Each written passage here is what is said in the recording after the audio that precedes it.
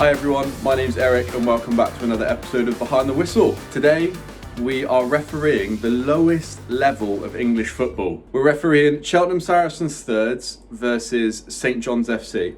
And as you can see, St John's are looking like the marginal favourites. Saracens are sitting just above the bottom two, and so they'll be looking to get some well-needed points. If this is your first time watching, I'll be taking you through the day of what it's like to be a grassroots referee, showing you all the fun and games that it is to referee grassroots football.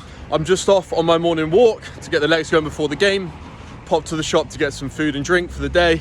It's absolutely freezing, so I got some gloves. Look, I'm not trying to have cold hands, all right? I used to be a goalkeeper, I'm not used to it. Call me what you want. So, just arrived at the pitch. It is very, very soft again, but completely playable. Just have to keep in mind about tackles. Who doesn't love slight tackle on a slippy pitch? Wow, what a game. That was difficult, really difficult. Saracens were a tough team to referee. They very vocal, in your ear a lot, makes it difficult. Tough pitch, and we had a very, very tough decision for an offside, which we'll cover. Felt like I reffed the game okay. 5 cautions, 4 I'm absolutely certain of, 1 maybe a little bit harsh, unsure. I'll have to watch it back. It looked like you stopping the attack, but yeah, really difficult game. Didn't really feel like I could get around the pitch as much as I wanted to, just because of how boggy it was. But no excuse. I just got to work harder, quite frankly. But we'll head home and we'll take a look at the footage. First things first, the halfway line is not exactly the straightest line I've ever seen. And this actually comes back to cause a bit of an issue later on. So keep that in mind. We have a challenge here between the 2 players, and I recognise that there's potentially going to be a turnover of possession. So as you can see here, I get ready to sprint in. It does change over, and now we start putting in a sprint. We get in close, we get a good angle on it, and unfortunately the ball turns over. However, much better keeping up with play and getting close in that final third. Here, early in the game, just about a minute and a half in, Saracens have a great opportunity to go 1-0 up.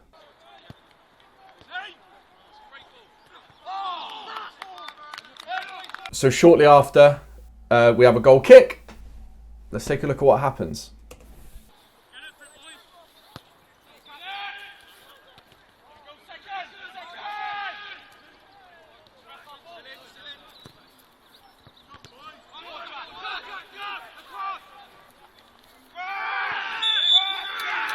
We have a penalty. So I work in to an angle to make sure I've got a sight on this challenge here. The lad gets beat, and then we see the ball played forward.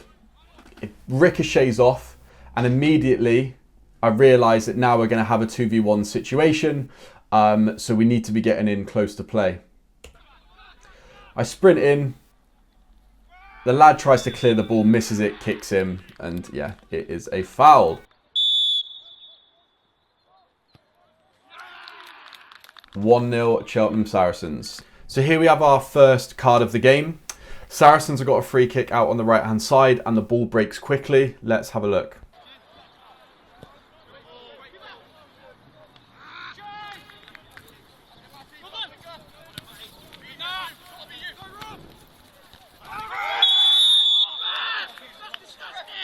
The ball gets claimed by the goalkeeper, and he starts rushing through to the edge of the box. Because of this, I start running, knowing full well that he's going to lump the ball upfield.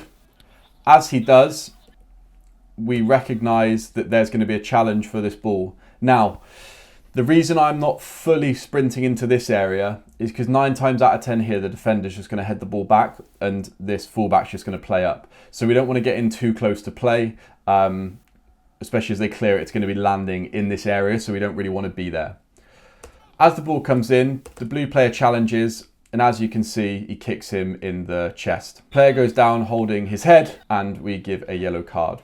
As you can see, some people didn't even think it was a foul, whereas some of the Cheltenham Saracens players thought that he'd killed him. So let's break it down as to why it's a yellow card.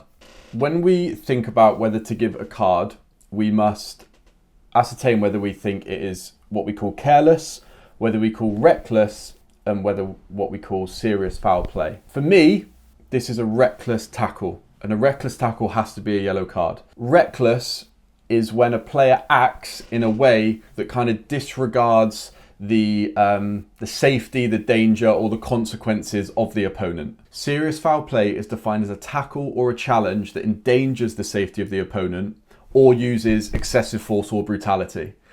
For me, this doesn't come under that. I don't think he's really tried to hurt the player. He's not tried to hurt him. It's not really endangered his safety. He's just not really considered his actions of putting his foot high where he's caught the lad. So just because there's contact high up on the body doesn't immediately mean it's serious foul play. There's not a ton of force. He's not showing studs. He's just trying to flick the ball. But the fact that he has caught him quite high and he could have caught him around the face area, for me, makes this a reckless tackle. So I hope that helps understand the difference between why referees would give a yellow or a red card in a scenario. So now we have our second card of the game. Let's have a look.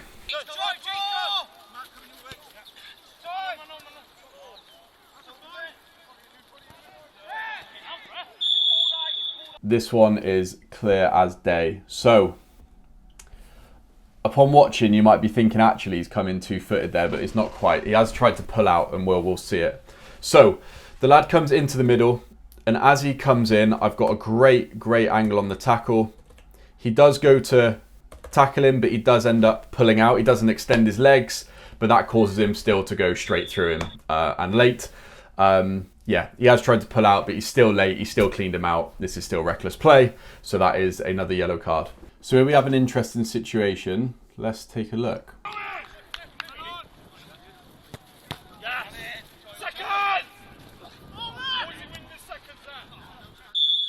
The ball rebounds off him here, and the guy leaves the ground and jumps in to make the tackle.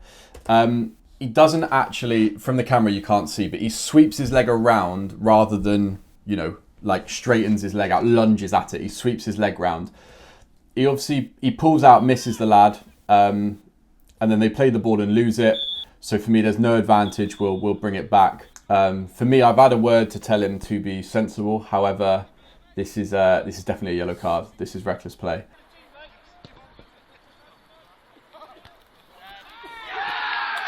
Two 2-0 Saracens. What a great header, by the way. 12 yards out, over the defender into the corner, top corner. So here we have another difficult decision.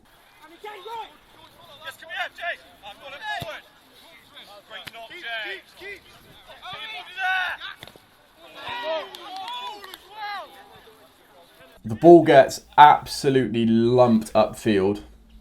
We've got a long way to go. You won't see my angle on it, but I'm around just in front of the halfway line off screen. The goalkeeper comes in and for me kicks it onto the striker. Great tackle. Ball goes out for a St. John's throw in. You'll see I call the physios on straight away as it's clear they're both injured, and obviously the goalkeeper doesn't have to go off if he gets treatment. So we call physios on. We check that both the players are okay, they're good to continue. Some people are asking for cards and certain things, but it looks like we've got it absolutely bang on. This is a prime example of how you always have to expect the unexpected when being a referee. So you won't see me, I'm just off screen expecting the goal kick to come way up. However, we get a miss kick and the ball just comes outside the 18-yard box. Now, you've got to make a great effort to sprint in because obviously all the players are going to be pressing. And so always be aware of the things that can happen. Don't get caught out in a bad area like I have. As you can see, I'm off screen, not close enough to play. Here we have our third card of the game. This one is similar to the one we missed. And because we'd realised we missed the first one, we had to make sure that we didn't make the same mistake twice. Let's have a look together.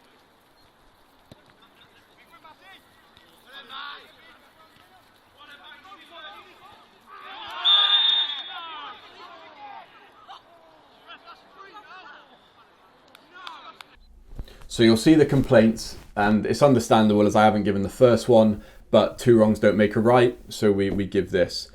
As the lad challenges for the ball, you'll see that he leaves the ground. There, so he leaves the ground, lunges in. He does make contact with the ball, but then he comes straight through the lad's ankle, and the way he's made the tackle for me is reckless. Again, I have missed the one earlier, so I can understand the confusion, but yeah, 2 wrongs absolutely don't make a right, so we have to give that there. And so, half time. Made some good decisions, made a mistake or two. Let me know what you guys think about the first half in the comments. Do you think I got the cautions correct? Do you think I was right on the one I missed? Let me know. So, St. John's go on the attack. And we have a foul from 17. This was very close to being a yellow card for me. Watching it back, it probably should have been the way he's pushed his studs down the back of his ankle. But to me, it just looked like a trip from where I was. I do have a word with him and let him know that it's close. Let's see if anything comes from the free kick.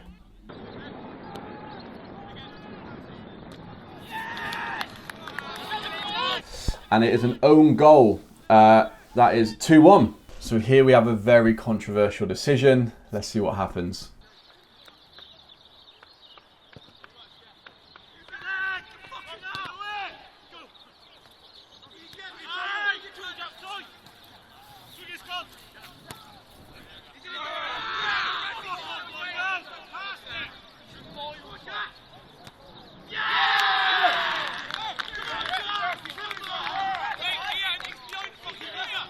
So the ball comes in, they take a shot, it hits the lad in the nuts, but Saracens have got a chance to break. For me, it's not a serious injury, so we're going to let them go on the attack. They cut in, and as you can see, they go to play the ball to this lad here. As you can see, he's clearly offside, leaning in front of the player in that half. As I glanced across, I didn't see a flag, so I kept eye on play. Obviously now we can see that the flag's gone up, and as he scores, we give the goal, but then we're alerted that the flag has been raised. We end up going over to the linesman and having a chat.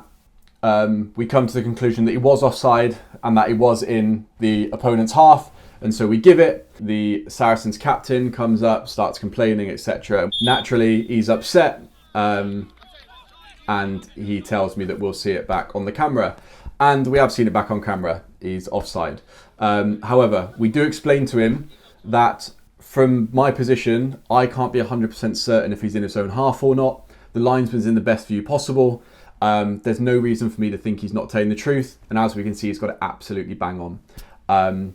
Unfortunately, it does get more difficult to referee after this because they believe that they've been wrongly denied a goal, which as we know is not the case. So real credit to the St. John's linesman. He dealt with it absolutely brilliantly. Really great guy, so yeah, we appreciate that. So after we explain it, we get a situation where this happens.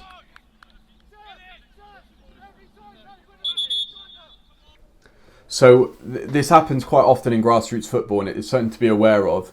Usually, if a team thinks they've been wrongly denied a goal because they think the other linesman is cheating, they'll tell their assistant to do the same thing. I always give, recently I've been given one chance to have a word with somebody, and if I hear it again, it will be a yellow card for unsporting behaviour. But we call the captain back in and just explain to him it's absolutely not acceptable. You cannot be saying that. If you're a referee, or if you're not a referee even, how do you think you should deal with this? Do you think it should be a yellow card? Do you think it's just a talking to? How would you deal with a situation like this? So a couple of minutes after, St. John's play the ball through and this happens.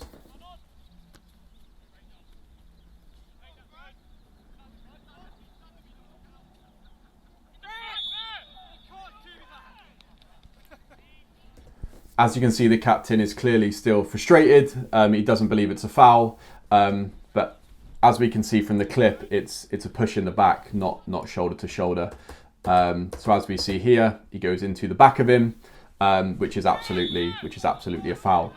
At this point, I try and get him to relax a little bit because obviously he's upset about the offside decision. Now he's committed this foul. So now in my head I'm thinking, well, we've got to be a bit careful because he's starting to get a bit heated. So here's the free kick. Can St. John's make something of it?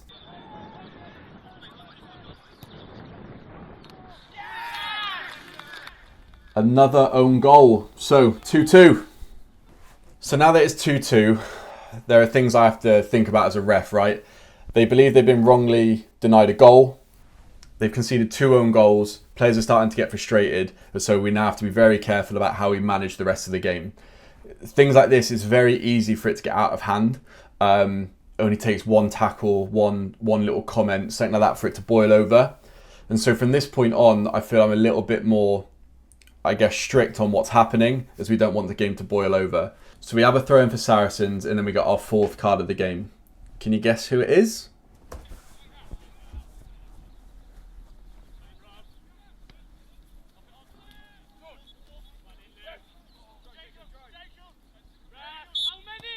"17 makes the foul. We blow the whistle, and then the Saracens captain drills the ball away. Now, this wasn't necessarily for delaying the restart. It's the fact that he's tried to drill the ball at the lad on the floor, and that's how it looked to me. Whether he did or he didn't, who knows? But to me, it looked like he was deliberately trying to drill the ball at the lad on the floor. And so for me, it's a yellow card. Here we have a handball shout. Let's have a look. As you can hear, there are multiple shouts for handball.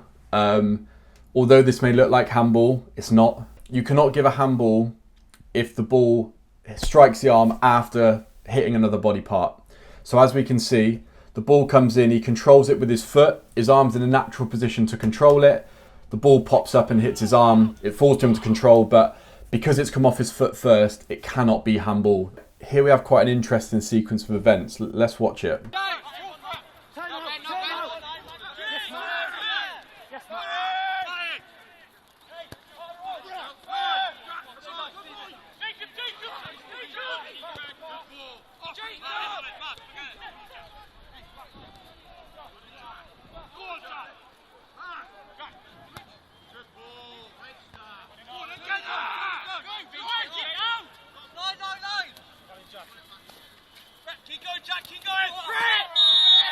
Two is very, very lucky to be on the pitch. This is a red card.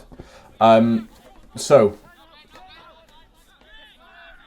the 23 comes in as the 2 goes to play it, and he gives him a shove in the back that's late. However, I don't give the foul because Saracens still have the ball and they can play. We don't need to stop the game. 2 then kicks out at the 23 deliberately. I'm looking right at this, and so I don't know why I haven't given it. I think it's because of the lack of reaction from players. It didn't really register me that he kicked out. It looked more like he was falling. But I've missed that. That's a straight red card, 100%. I tell him to calm down, and then the ball gets played. As the ball then comes in, try and make a tackle, misses it. The lad takes a touch. He's quite late, trips him, and it looked to me like a yellow card tackle because they were on the attack. In hindsight, the second one's probably not a yellow, but the first one is most definitely a red. As you can see, the number 2 is whinging at me, asking why I didn't give the foul, but in hindsight, he's very lucky that he didn't get sent off. So here we have another handball decision. Let's watch this one.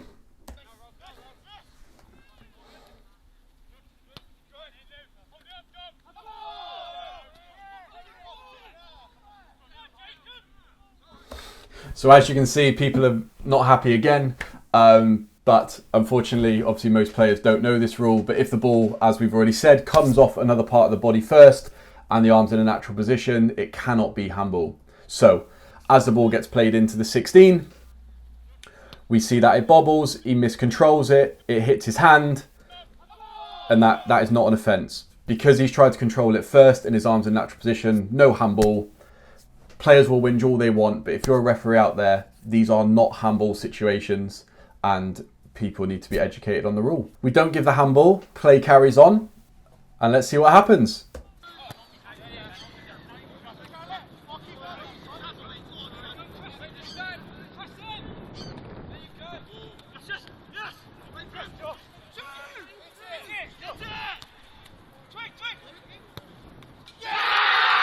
Great finish by the Saracens midfielder. This lad was by far the best player on the pitch. Dictated the game when he played and has obviously scored 2 of the goals. On the way back from the goal, we explain why we haven't given the handball to the Saracens captain. Just trying to explain why it's not handball and why I haven't given it twice now. And that is full time. Saracens come out the 3-2 winners. Some key things to take away from this game. 1, don't be influenced by players being upset with you, okay? You are there to make the decisions. Most players aren't aware of the full rules. so don't get skewed when people are shouting at you. 2, don't be afraid to make the tough decisions. When the 2 is kicked out, I should have sent him off, and I didn't, and that's my mistake. And then I gave a soft yellow card thereafter. So I made 2 mistakes because I made one in the first place. Stay focused. Don't get worried by what's happening on the outside. And yeah, just keep focused on the game. But tough game. Mistakes were made. Again, a learning curve. But thank you so much, guys, for watching. Again, if somehow you've made it this far, you can watch last week's video just here. And thank you so much. Please don't forget to like and subscribe, and I will see you guys next week.